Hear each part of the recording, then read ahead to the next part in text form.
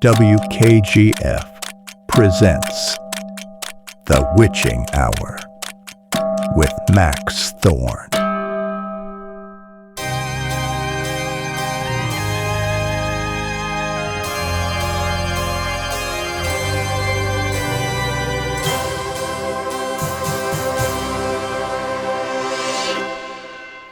Well, good evening.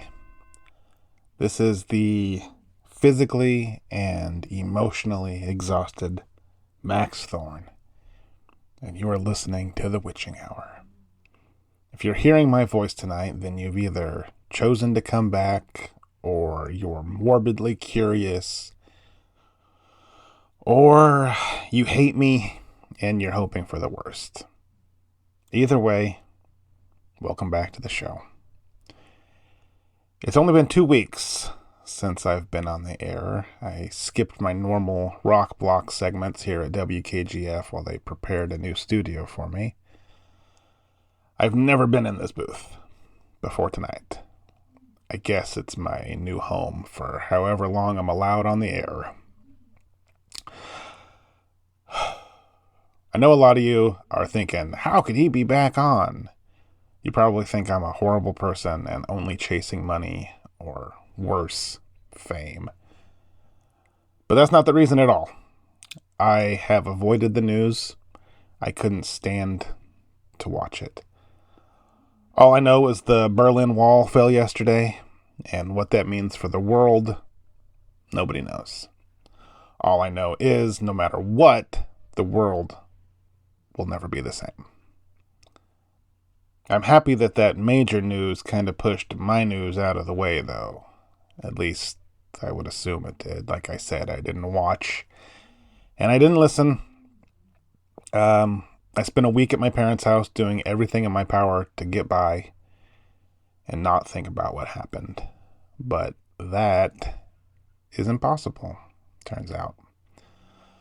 So I have no idea what they're saying about me or what happened. And honestly, I don't want to know. I will just assume the worst. All I know is that the official term for what happened was incident. That's what's in the police report. An unexplained incident. The kind of bland word you put in a police report to avoid describing what actually happened. But you all heard it. You know what happened. And I thank you for sticking with me. After the smoke cleared and I was removed from the studio, I never thought I'd be back in a booth again. I didn't want to, and honestly, I don't think I really deserved to be. And Ricky certainly didn't deserve to be killed. Ricky Stone, my producer, my friend, my human lie detector. Nobody could do it quite like him. I know he let a couple of calls get by him just to razz me. I'm no dummy. But the guy knew how to keep the ship steady. He always kept things running smoothly. Sometimes I'd even catch him laughing at some of my bad jokes, even though he would never admit it. He'd always be ready on the bleep button when I'd forget that I was on the air, saving me literally thousands of dollars in FCC fines. He was stubborn in the best ways. He was talented and smart and had a whole lot of living left to do. But that night 2 weeks ago, live on the show, something robbed him of that and took him from us, from me, from his friends and his family, his girlfriend, and for what? I've been thinking about it nonstop, and for the life of me, I can't figure out why. I have barely slept. He didn't do anything wrong. All he did was answer Grace's call and put her on the air exactly what she wanted him to do. I'm not even entirely sure why she has such beef with me. As far as I know, I didn't do anything except report on a story exactly how it happened. But the point is, She does. And that's my responsibility, and I take it seriously.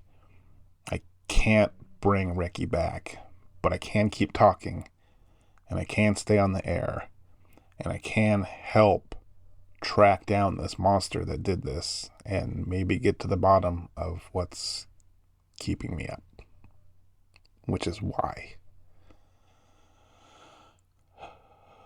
So yeah, no doubt I'm going to get hate mail for the show being back, and I'm sure I'll get smeared on the news and get eggs thrown at me around town, which has already happened.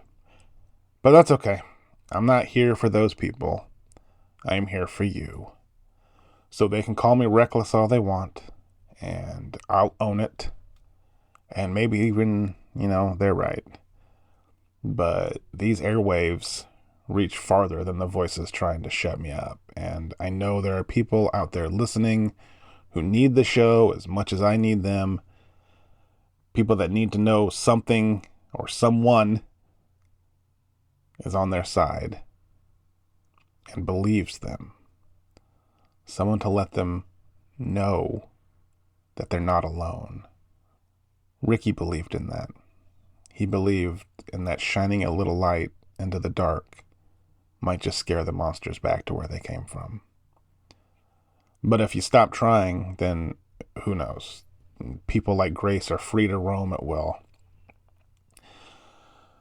So, we will keep the lights on. We will keep the phone lines open. And if you've got something to say, strange, stranger, strangest, this is still the place to say it. This one is for Ricky, my friend, my producer. I'm Max Thorn, and welcome to the Witching Hour. 805-272-0089. Also, I need to say this, and I can't stress this enough. Do not look for Grace Lawson. She is out there, probably just waiting to attack, and I can't let that happen. If you see her or recognize her or think you see her, just keep on walking. Act like you know nothing. If you have clues to her whereabouts, don't go out looking. She said if anyone else tries to find her, she'll kill him. But what she didn't say was that people couldn't help me find her. So any clues, any rumors, anything you may have that can help me locate her, you let me know ASAP. I would love nothing more than to put her down permanently. You hear that, Grace? You got your wish. I'm coming for you.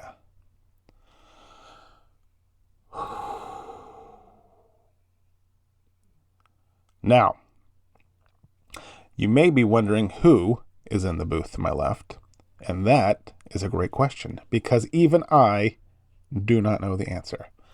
I met her for about 3 minutes tonight before we went live. I try to save everything I can for on the air, which may be a good thing, or may lead to total disaster. And if that's the case, I will 100% claim it. So, please welcome, in the booth to my left, Miss Tessa Marlowe. Hi, Max. Hi, everyone. Happy to be here. I have got to ask, you are not terrified of this job? You don't feel like one of Spinal Tap's drummers? Me? No, this is awesome. Okay. Well, introduce yourself to us. You literally just arrived. You know how to, work all this stuff? Yep, I produce shows for my college radio station. I mean, don't go hard on me if I mess up, but I'll get the hang of it. You know me, always going hard on people. You know what I mean. I know. So, go on, Tessa with the cool last name. You're on the air with Max Thorn in the Witching Hour. Well, my name is Tessa Marlowe. I'm 23. I was the producer for my college radio station at UNLV. Oh, I can talk to the dead? What? Yep. Since 1987, I've been the spiritual and supernatural advisor for the Las Vegas Police Department. I can't believe that's a real thing. It seems like something like a TV show plot. Crazy. So, what do you do? I would try to, I don't know, interact with the body to see if they were, still hanging around, see if they wanted to talk about who killed them. Sometimes it worked, sometimes it didn't. Sometimes it worked, really? Yep. Wow. And you solved their murders. I solved 2. A lot of spirits that still talk didn't know what happened. Some of them didn't know they were dead. Some of them just complained. You'd be shocked by how many corpses complained. About being dead? No, about the same stuff they probably complained about when they were living. Noise, the lights in the room being too bright, music these days. Sometimes it took effort not to laugh. So 2 murders solved? Wow. I know it doesn't sound like a lot, but it's closure for 2 families that wouldn't have had it otherwise. And it's 2 murderers off the street forever. Oh, no. I didn't mean like that. Like 2 is extremely impressive. One guy told me exactly who did it, and they told me where he had blackmail evidence hidden that never would have been found in a million years. Wow. Look, that gave me goosebumps. Ricky, he could always tell if someone was lying. It was like his superpower. Me too. I can feel it in my stomach. It's kind of like butterflies, but not exactly. But it's instant. It happens right away when someone is lying to me. I have to be paying attention and really, taking in the information they're giving me. But yeah, instant. So needless to say, I'm single. All right. Well, I'm assuming Troy gave you the rundown on how the show works. I know how the show works, silly. Why do you think I drove all this way and applied for the job the second I heard? Oh, you're a listener. Are you kidding? I am a Thorniac for sure. Well, I am flattered. Do you want to hear something really weird? Always. I was listening when Ricky got, and it was the weirdest thing. Usually I feel things in my stomach, but when Grace first came on the air, my teeth started hurting. I could feel that something bad was going to happen. I sensed her, and I sensed what she was planning to do. But, I sensed that someone else was there. She was there in the booth with you somehow, even though I know she wasn't. Wow, that's, my teeth usually only hurt when I eat Rolos for some reason. That's crazy, right? I've never had that happen before, so I had to come. I'm so happy that you decided to stay on the air. You're not scared the same thing's going to happen to you? Die? No way. Death fascinates me. I'm almost excited about it. I think it's going to be very interesting and exciting. I mean, I'm not being impatient about it. I do enjoy my life, but if death comes to take me, I won't fight it. I'll just think of it as another adventure. You are one interesting bird, Tessa Marlowe. I like you. I've always liked you too, Max. I cannot believe I'm here. Tessa, I can't believe that I am here. Well, I guess let's get this show rolling. I don't know if anyone is even listening. Phone lines are completely jammed, Max. They are listening. Oh, wow, really? Really? All right. Well, since I bothered you instead of letting you do your job, I'll just pick one at random so you can get settled in. Let's go to 4. Hey, you are on the air with Max Thorn and the Witching Hour. Hey, Max. Hey, I don't have your name here, buddy. It's Carson. Hey, Carson, what you got for us? So, first off, I just want to. I'm just really glad you're back. I wasn't sure after what happened if, I'm glad to be back too. So, I've been listening to the show for a couple of years. We were one of the first cities to pick the show back up at the start of 87. So every Friday night, man, I'm home by 10. So almost 6 months ago, I lost my brother. Ah, damn, I'm sorry. We used to listen to the show together. I mean, neither of us really had anything better to do. So we would really look forward to it. And he called in probably 15 times, and Ricky shut him down every single time. Sometimes my brother would spend weeks coming up with like a plausible story to fool him and get on the air, and it never worked. Literally every time, Ricky would just laugh at him and would end the call. I loved it. It was so funny to me. But after my brother died, I couldn't sleep. I couldn't turn the lights off in my brain, if you know what I mean. Yeah. I lost interest in most of my hobbies, and I just kind of shut down. But I never missed your show. Even in the darkest days of my depression, I tuned in, and it helped. And maybe it's because, you don't pretend that darkness isn't out there. You believe it, and you talk us through it.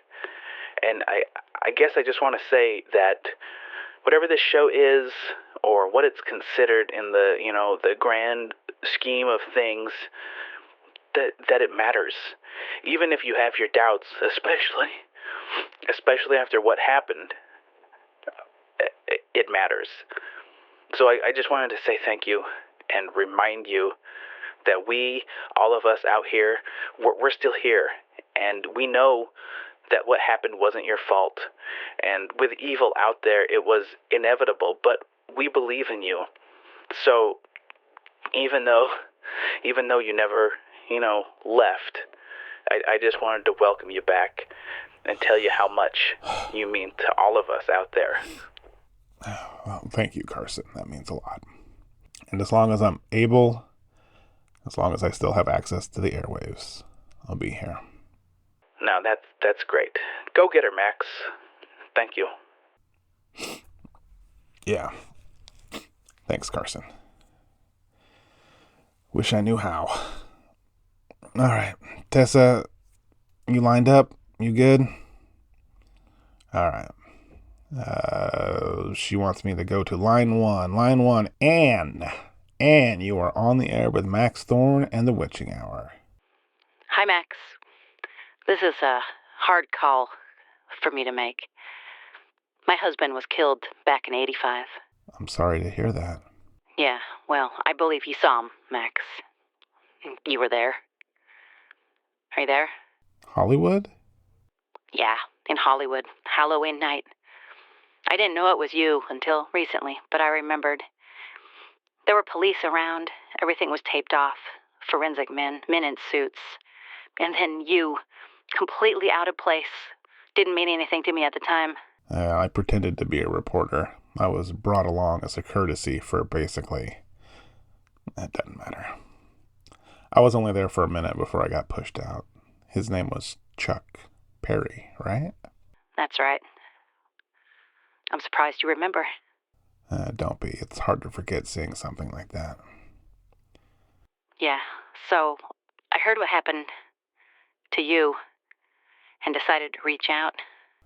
For the listeners that are confused, I believe, if I've got the story correct, Anne is the wife of one of the victims of Grace after she escaped from the police station that Halloween night I interviewed her. She was able to disappear from the station and, teleport, jump herself towards the Santa Monica Pier. And each time she appeared, someone near was killed, and she jumped again. And Chuck, Anne's husband, I believe, was the first. Yes, that's correct. I am so sorry. How can I help you, Anne? I've been waiting 4 years for answers, and I've gotten nothing. I want what every other survivor wants. I want revenge. I want justice. And as of right now, you're our best chance at getting it. I agree that Grace needs to be put down, but I'm just a radio host. I'm just as in the dark as you are. All I know is what she told me and what I saw. You have to help us. Who's us? The other survivors, the spouses, sisters, brothers, parents of these victims. They're all out there, real people traumatized by what happened. Do you know these people? I do. We formed a group. No one else would believe us or give us answers, so we did the only thing we could think of. We met up and talked, and we compared notes. Authorities all gave us different stories, all lies about what happened. Explosions, wild animal attacks, just pathetic. But it didn't matter. We know what happened. Evil exists out there, and I'm not talking about your average murderer or rapist. I'm talking about pure evil in human form, but outside of the realm of the human race. I agree. So this is why we need your help. We've all noticed stuff since the deaths. First off, all of the victims were men. Not a single woman or child was harmed. All men. Yeah, I knew that. So, back in the winter of '85, after the evil disappeared, we all started noticing stuff. Just small stuff, but weird enough to note. Like what kind of stuff? Cars parked outside our houses, men in suits walking slowly behind us. We could feel their eyes on us, but if we turned, they would act normal. But as soon as we continued on, we could feel them there again. Police? No, I don't think so. Why would police follow us? Honestly, the LAPD seemed thoroughly confused by everything and even a little out of their league. Catching human crooks is one thing, but catching whatever the hell this is, I'm sure they were relieved when she vanished. So what, government? Possibly, but not American. And why do you think that? Things from our notes that we all put together. Seemingly small things, but it adds up. Like, I was shopping at the Beverly Center. This was shortly after Chuck. I was forcing myself to go out and at least get some Christmas shopping done. In a desperate attempt to feel normal again, and I saw two men following me.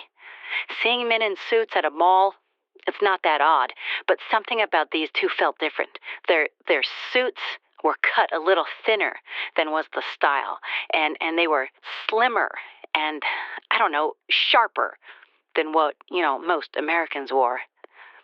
Especially then. Everyone had looser fitting jackets, broader shoulders, the Miami Vice, Phil Collins look. I didn't think anything of it until after we started comparing notes. Someone else said they were being followed too.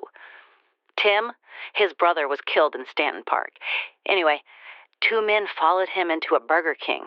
Tim ordered, but the two men sat in the smoking section, just talking, or pretending to talk, and smoking, nonstop. Tim saw one of them get up and go throw out a pack of cigarettes before opening a new one, and when he was finished eating, he threw his trash away, and he saw the discarded box. Tim said they were Players brand cigarettes. He'd never heard of that brand before. Then someone else in the group said that brand is British. Not even sure if you could buy them here.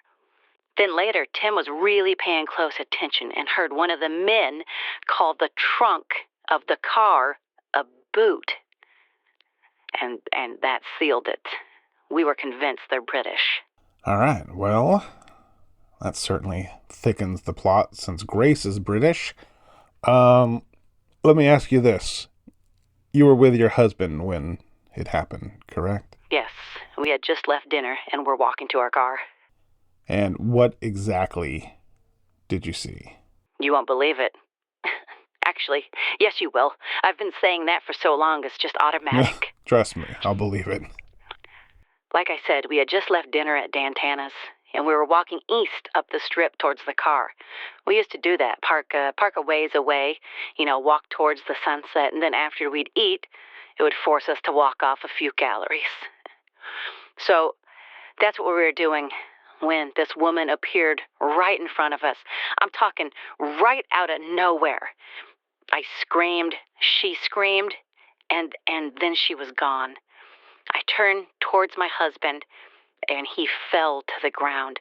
And when he hit, his body separated, 2 pieces, right at my side. I don't know what happened after that. I screamed until some stranger was holding me. They tried to take me to the hospital, but I wouldn't go. They tried to get me to leave, but I wouldn't leave. I stayed there. Paramedics said my ears were bleeding and I needed to go to the hospital, but I wouldn't.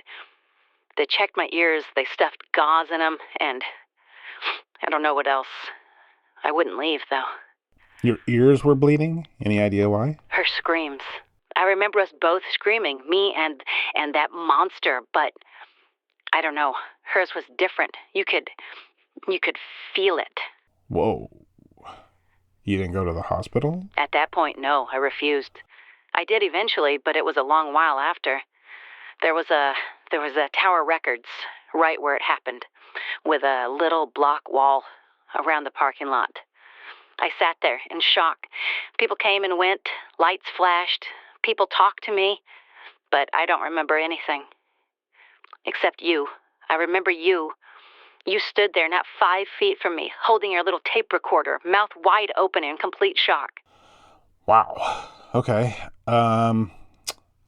So you talked to others in the same boat. Did they see anything? No.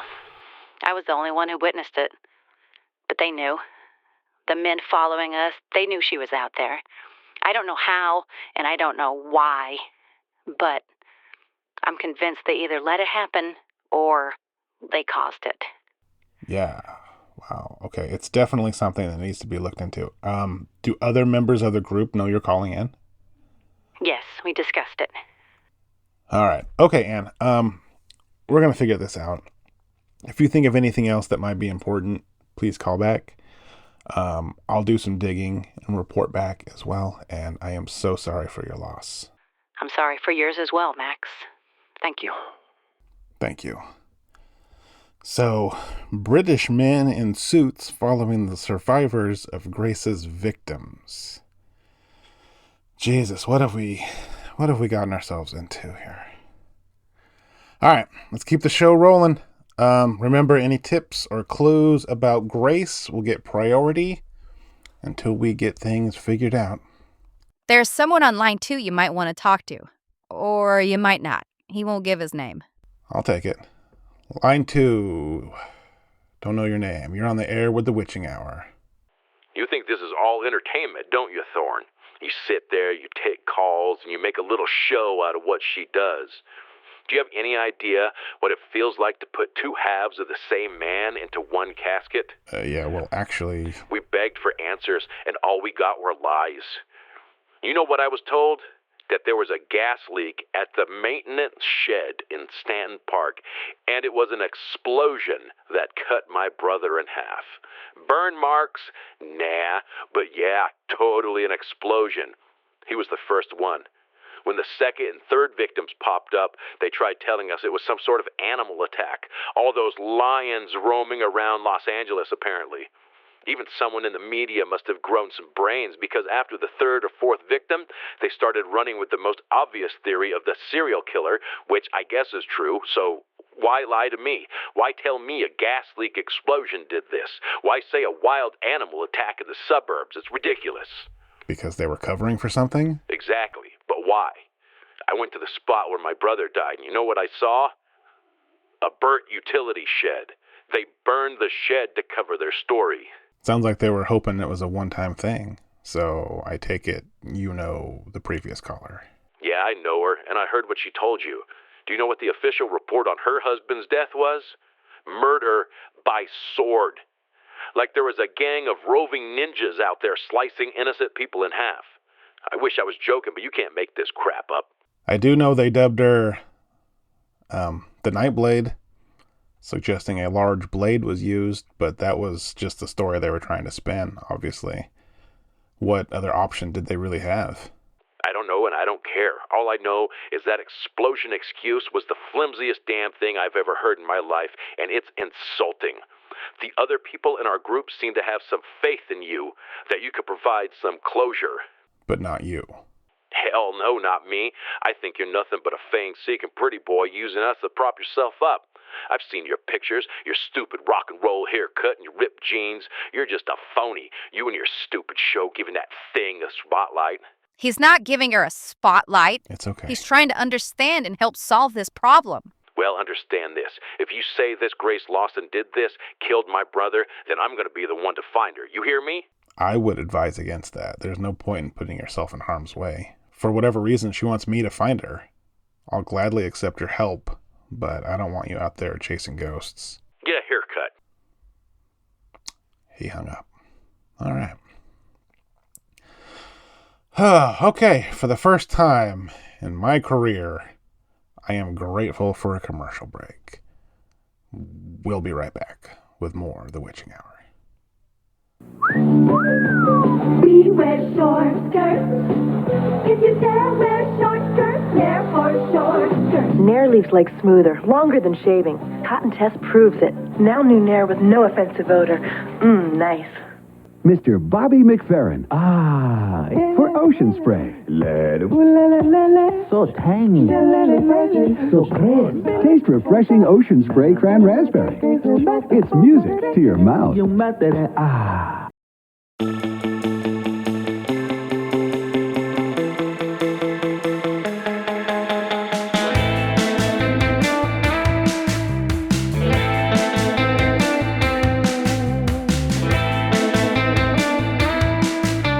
All right, we are back. The phone lines are jammed, and at least half are in regards to Grace. So let's go to Maggie on 6. You are on the air with Max Thorn and The Witching Hour. Hi, Max. I've never listened to this show before.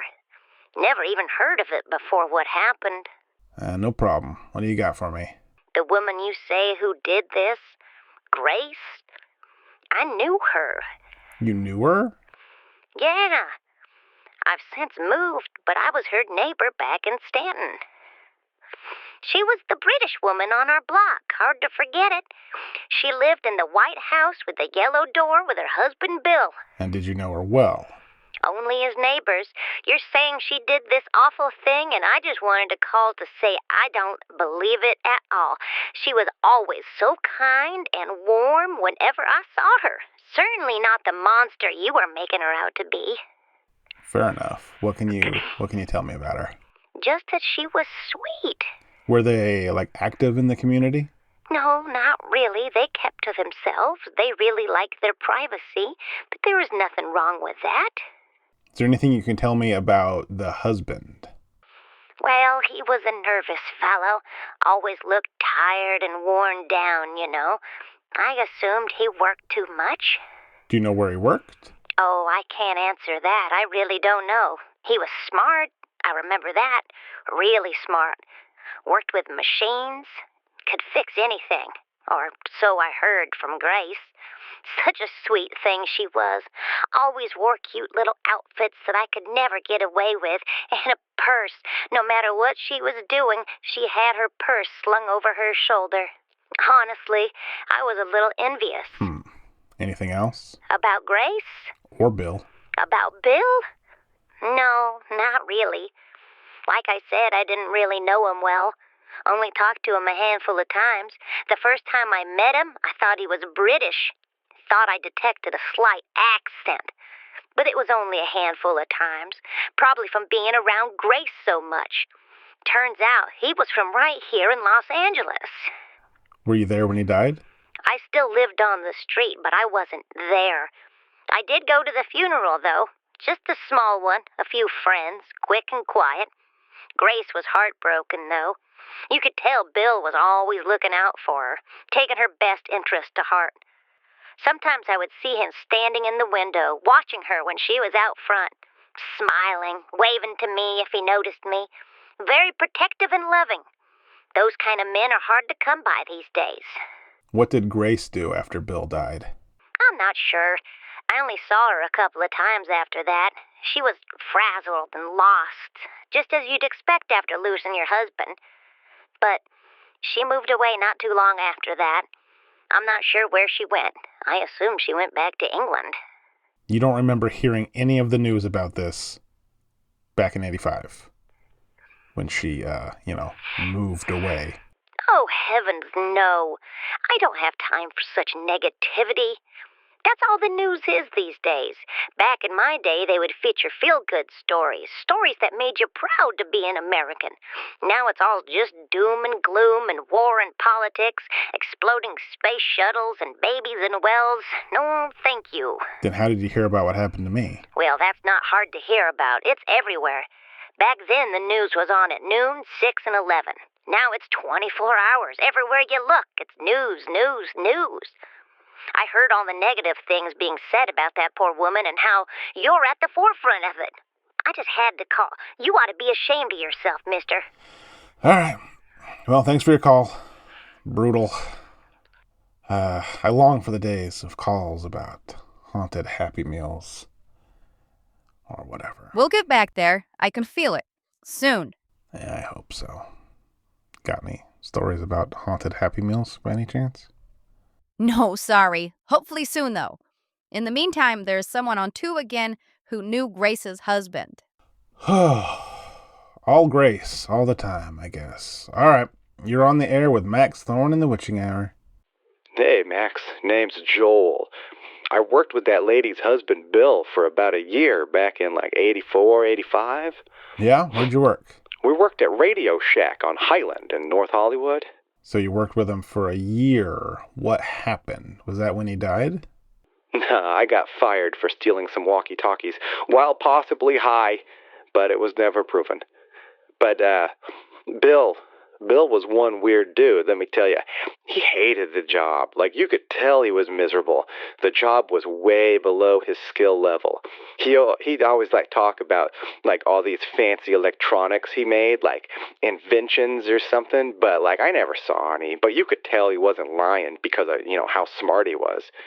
He knew what all those little doohickeys were that we sold, and he always, it was always, real good with the customers, always able to, help, He mentioned one time this thing he built, he called it his masterpiece, and he used it to, drown out sound waves or mix them up or something. I don't know. It was funny because we had 2 old customers one time come in just complaining about something not working. But it wasn't even something that they bought from our store, but they wouldn't listen. Then that's when Bill looked at me and said he wished he had his machine to drown out those 2 idiots. And what did he call the machine?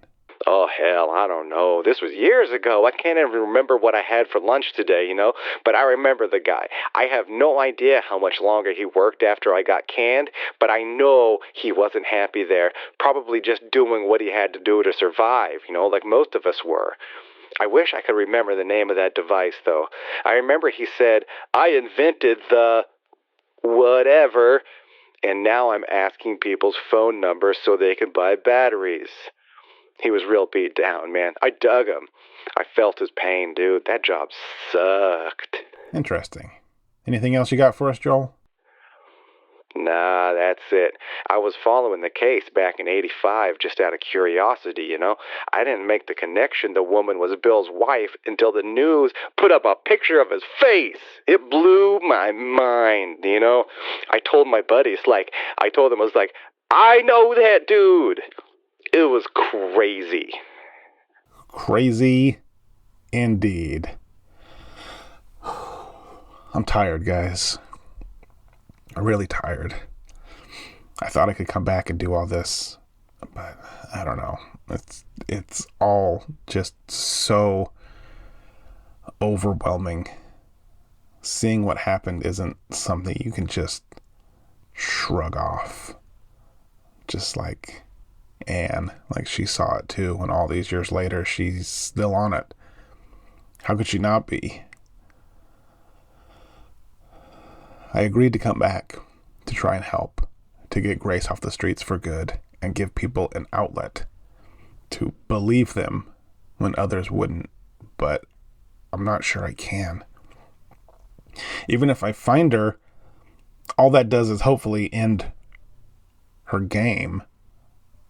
She'll still be out there. Just hopefully she'll be done with me and us. But it all just feels so pointless. We all believe in you, Max. Yeah, thank you. So that last caller, Radio Shack Joel, he did say something that made my ears perk up a bit. And I'm going to take the next week to look into it. But how long can I be chasing a ghost? A woman that can seemingly end me at any point of her choosing. She sets the rules to her own game. But who knows if she'll even follow them. I'm just rambling, I know. For the first time in my life, I'm not sure what to say or what to do. All right. Let's take one more call. A non-Grace call, if there are any. Tess is giving me the thumbs up. So let's go to Jamal out in Phoenix. Jamal, you are on the air with Max Thorn and the Witching Hour. Awesome, man. So, I don't think this one is supernatural or anything, but it is definitely wild and out there. So, I work at this little motel out in the desert, and I have seen some strange stuff, man, let me tell you. But I had never seen nothing like this. It was on the news here in Phoenix, but I'm not sure how much play it got out in, the real world. So I wanted to call in, see if you heard anything, I heard it has to do with, blackmail and some pretty bad people. Lay it on me, Jamal. Okay, so it was 2 weeks ago. There was this huge storm moving through Arizona, and I was stuck working the night shift. Welcome to Heartline. For women seeking men, press 1. For men seeking women, press 2. To record your personal ad, press 5. To hear new messages, press the pound key. Please note, all calls are billed at $1.99 per minute. After the tone, please record your message. When finished, press the star key. Yeah, that's how they get you. They remind you that time costs money, and men get dumber when they feel rushed. This always works to my advantage. This is where you gotta lay it on real thick. They have to sense your smile through your voice. Like this. Hi, my name's Janelle. I'm 24, blonde, and I'm just looking for someone who doesn't mind a little trouble. If you can keep a secret, leave me a message. Your message has been saved.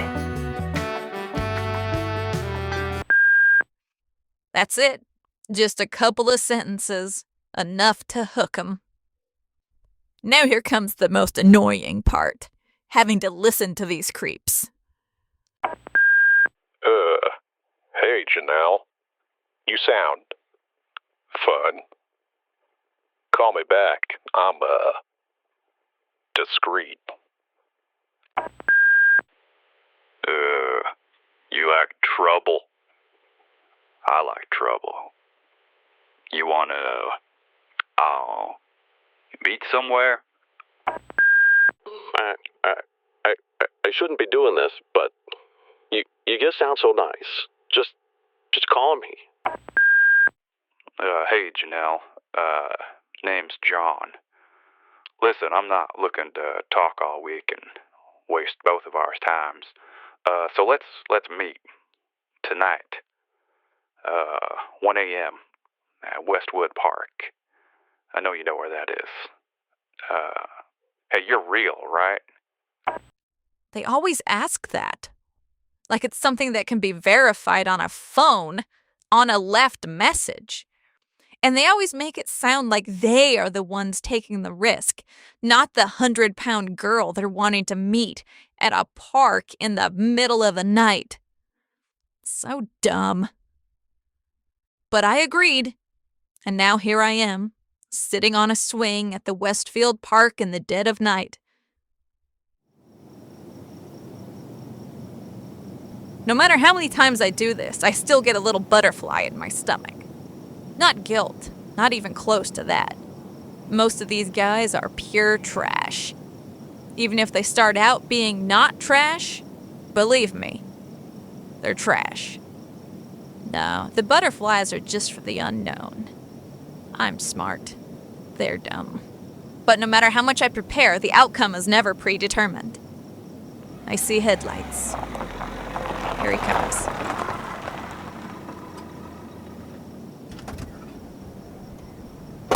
Hey, Janelle? That's me.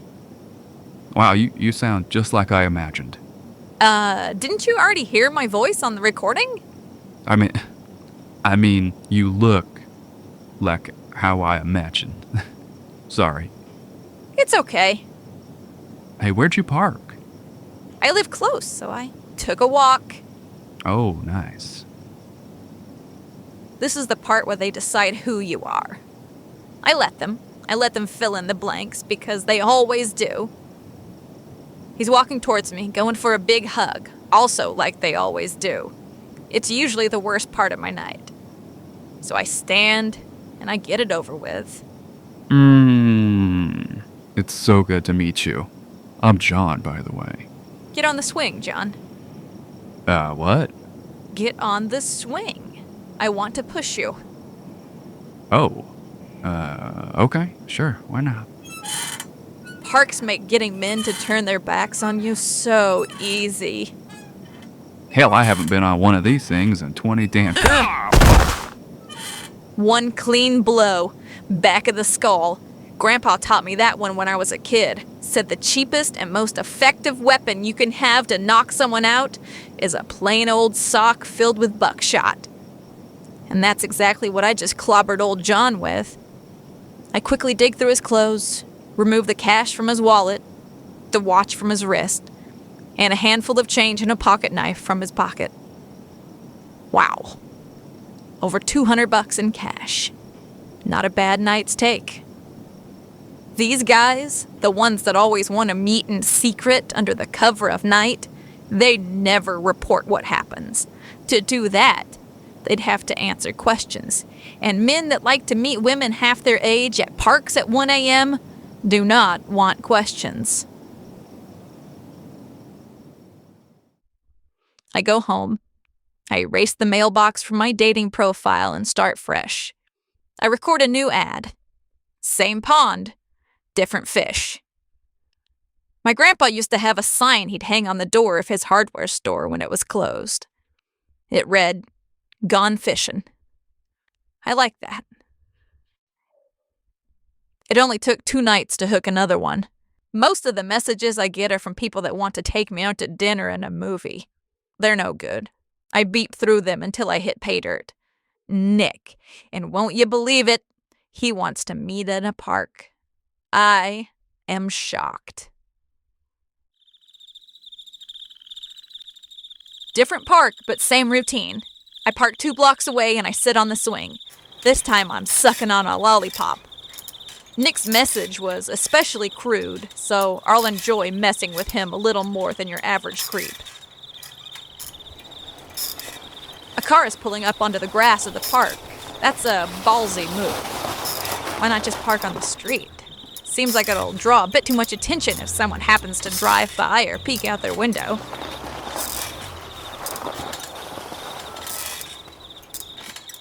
The butterflies are back. And here he comes. The park's closed, ma'am.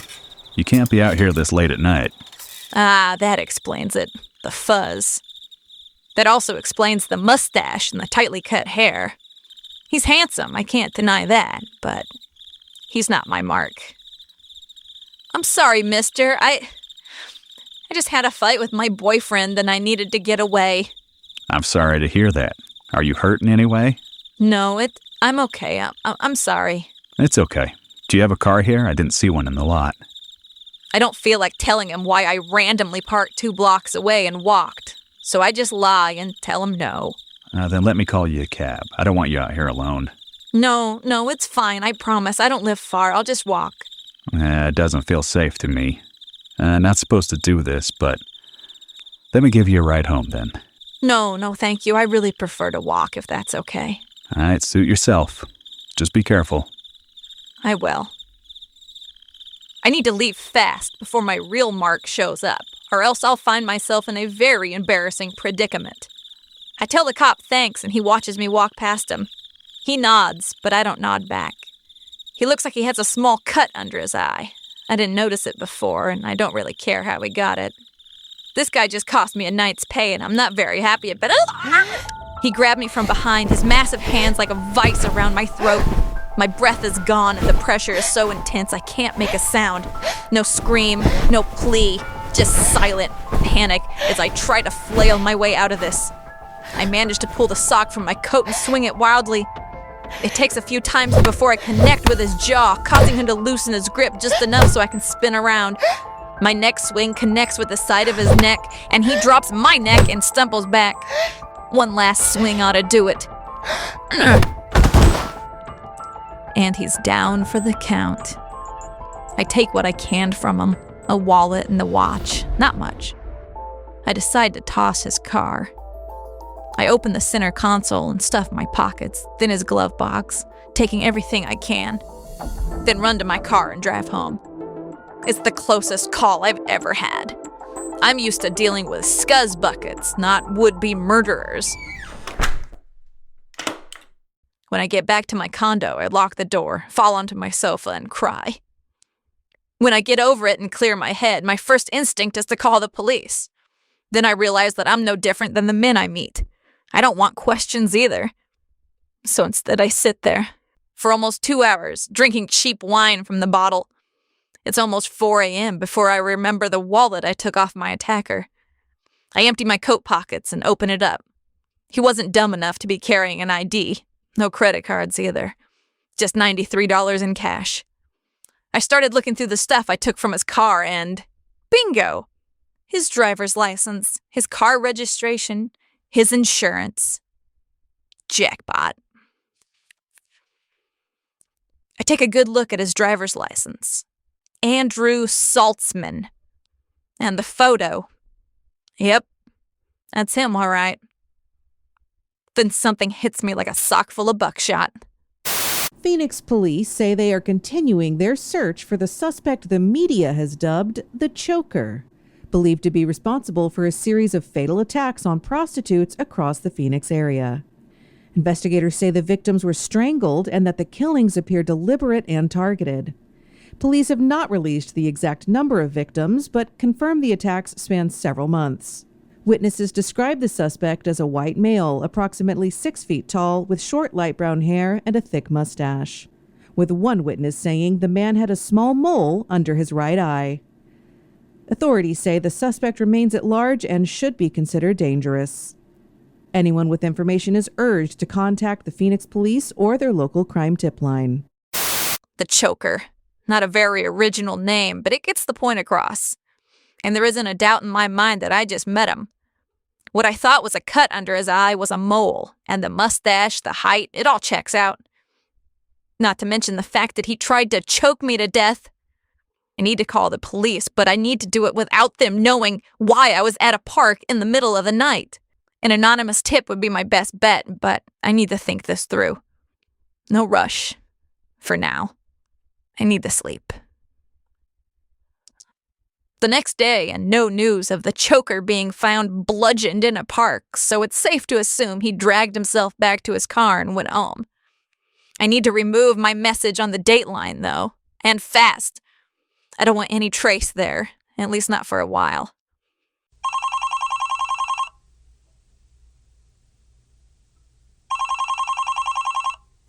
Hey, this is Melanie. I'm not home right now. Leave a message after the beep and I will call you back.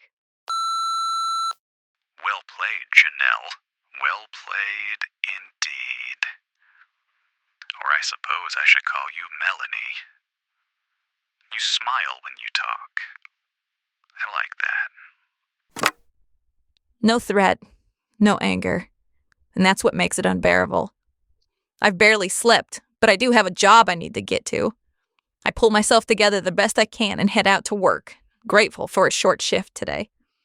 It's still light out when I return home to see the flashing light of my answering machine. JQS 629W. My license plate number. Have a pleasant day, and I will be seeing you soon. He saw my car. He followed me. He knows where I live, or he will. He certainly knows my damn telephone number. I sit there, frozen, unsure of what to do. The police, I guess. Seems to be my only option. I'm just gonna have to bite the bullet and answer some hard questions. Then I think back to how many men I've robbed. They'd certainly want me to pay for that, and jail doesn't sound like anything I'm interested in. So I do the only thing I can think of. I leave a new message on the dating line.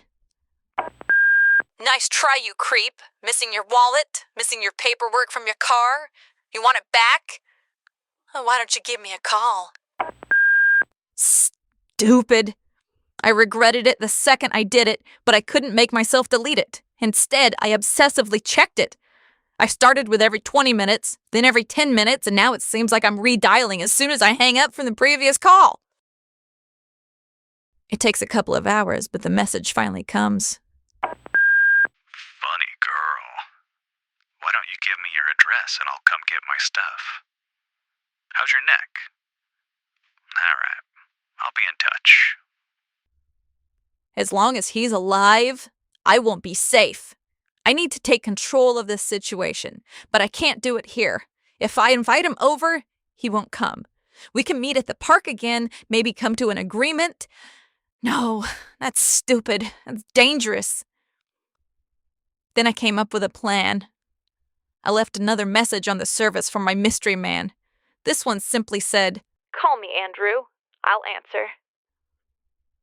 Now I wait again. Hours go by before the phone finally rings.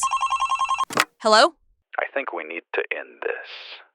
Yeah, I think you're right. And here's how it's gonna go down, Andrew. Listen up. You're gonna pay me $10,000 in cash in exchange for your goods and my silence. Once that transaction is completed, we'll consider this whole matter settled. You go your way, I go mine, and neither of us says a word. You're trying to blackmail me? Think of it as a business transaction. He's quiet. I imagine he's thinking this over. If he has the money, maybe paying me off will be the easiest way to get rid of me. But then again, all I have is his wallet and some paperwork. If he went to the police, it would be his word against mine.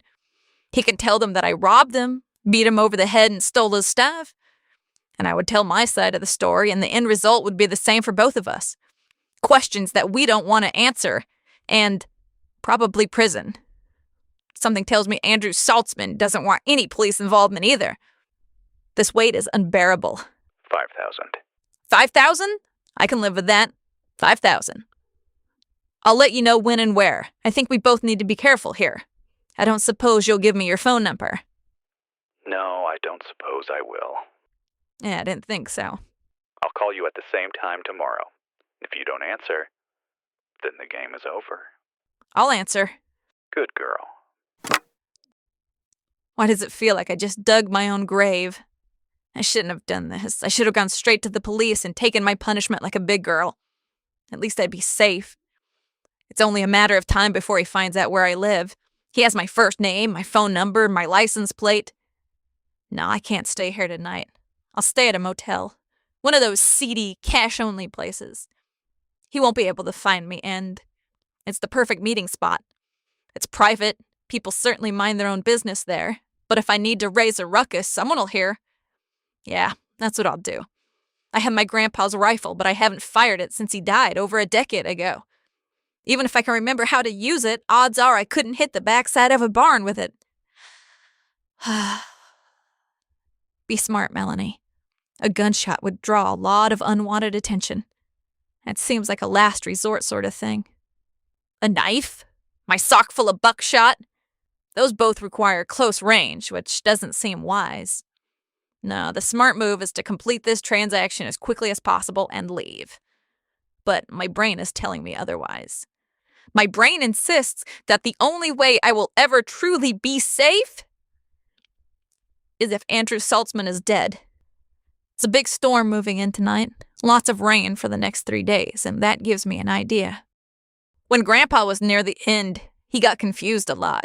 He started telling me about things he had to do during the war. Things on the fly, as he said. Whatever it took to take down the enemy. So I come up with a plan, on the fly, and quickly disassemble my microwave. Stay with me on this one. Then I leave to hit up Walmart and find a motel. It doesn't take long. The desert is filled with places I can use. I put on my red wig and enter the lobby to pay for the rooms. I give my money to a man named Jamal, and he hands me a room key. I pull my car around back so it can't be seen. The key to this delicious little prank is the magnetron. Grandpa told me about it when his mind was slipping. I removed it from my microwave before I left my condo. Now that I have the room, it's time to set up.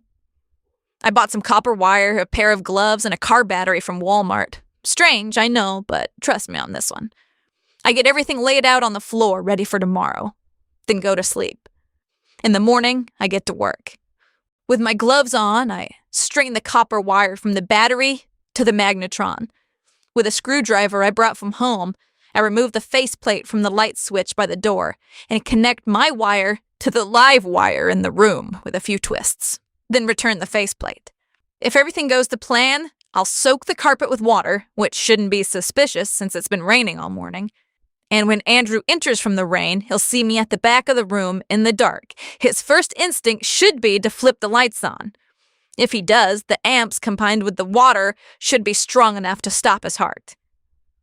1 millisecond. That's all I need. Of course, it won't work if he's wearing gloves. But if he wasn't wearing gloves to strangle me, I doubt he'd be wearing them now. No, it was gonna work. Still, I had Grandpa's rifle, just in case. When I'm convinced I have the setup correctly, I leave the room and return home to wait for my call. It comes exactly when expected. I give him the address of the motel and the room number. I tell him 8 p.m. sharp and I'll be waiting. I hang up before he can object. Then I race back to the motel. I prop the motel door open with the bolt lock so Andrew can enter without me going to the door. There's a knock at exactly 8 o'clock. He's the most punctual person I've ever met. Hello, Melanie. Hello, Andrew. Stay right there. You have the money? You have my things? I've got 'em. Don't come any closer. I have a rifle. Of course you do. Smart girl like you wouldn't come unprepared. I mean, just look at this setup. Keeping the room dark so you can see me, but I can't see you. You're a very clever girl. I'm not trying to be clever. Toss my money on the bed. Yes, ma'am. You're the boss. Good. Now I believe you have something for me. Right here. Packaged in a lovely Ziploc bag for your convenience. Can you catch? It's mighty hard to see in here. I want to throw it, but he needs to turn the light on. Turn the light on, Andrew. Turn the light on. But he just stands there, waiting. Well, are you gonna throw it? Yeah, here you go. My last desperate attempt to get him to flip those damn lights on. A bad throw. Come on, Andrew. Flip the lights on. Flip the lights on! That wasn't a very good throw. Then again, it's not a very good motel either. And the carpet's all wet. Good thing it's in a Ziploc bag, huh? Turn the light on, Andrew. It's all there. You can check it. Oh, I trust you.